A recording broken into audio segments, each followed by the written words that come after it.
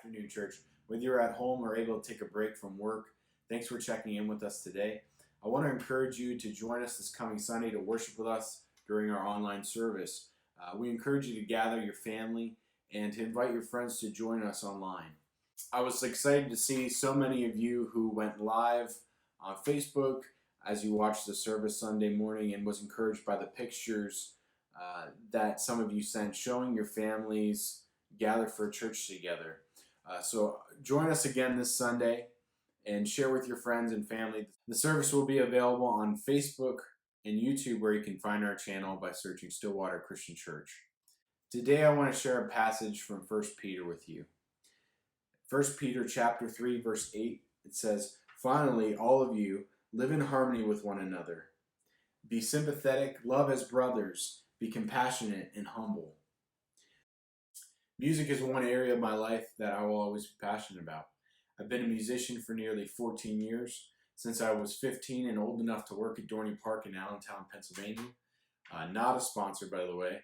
That job afforded me the opportunity to buy my first guitar, and trust me when I say this, there wasn't much harmony in those early days. I shared a bunk bed with my brother Brody, and he was always kind enough to express some feedback as it pertained to my skill level. It takes work to develop yourself as a musician, and I'm certainly no exception to that premise. If you're passionate about something, though, you're going to work at it. Music is something that I will work at, and I will teach my children to grow in until I sing my final note. So over the course of my life as a musician, I've had the opportunity to work with musicians and bands, and the majority of those experiences have been a great blessing during different stages of my life. All of them great experiences, respectively. But sure, there were some hiccups that here and there. Every musician will tell you that. Generally speaking, though, it doesn't take too much effort to create and make music in unison with other musicians and singers. But in the mix of those experiences, there were those moments where the right combination of musicianship, talent, and personality between band members created harmony. Harmony in our singing, harmony rhythmically as we played together. Beyond the music, though, there was also harmony even in our friendships, both on and off stage. So not only was it a joy to create music with them, it was also a joy to share life with them. A lot of us need to learn the difference between unison and harmony. I can imagine that has been particularly hard for many of you that have been home the past couple weeks, and it may even be harder in the weeks ahead. Many of you are students or parents of students home from school. I come from a large family, so trust me when I say this. It would be nothing short of a miracle if the harmony of our household wasn't lost at some point back in the day.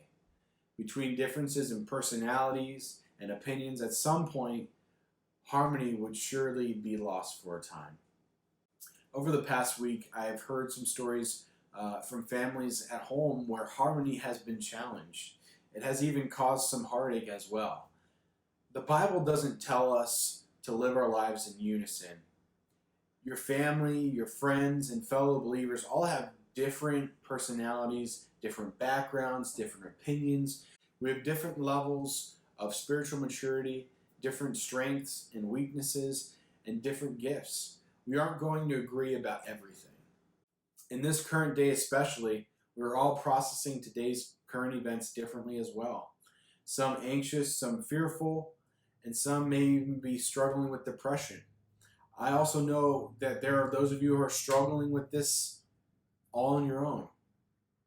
So I encourage each of you today, instead of being argumentative, instead of succumbing to the frustration, take the opportunity to develop harmony with someone. Take the time to listen and understand their frustrations, to respect the opinions and personalities of those that God has placed in your life. I want to challenge you to make it a priority to reach out to a friend, to reach out to a family member, to reach out to a student from school, and make it a priority to be compassionate, to show empathy and sympathy to them.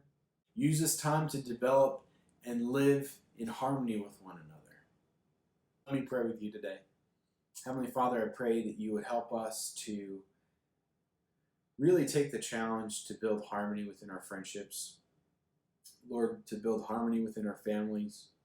God, I pray that you would help us to find different ways to reach out to someone, to be there for one another, and to really build each other up in this time. Lord, I pray this in your name, Jesus.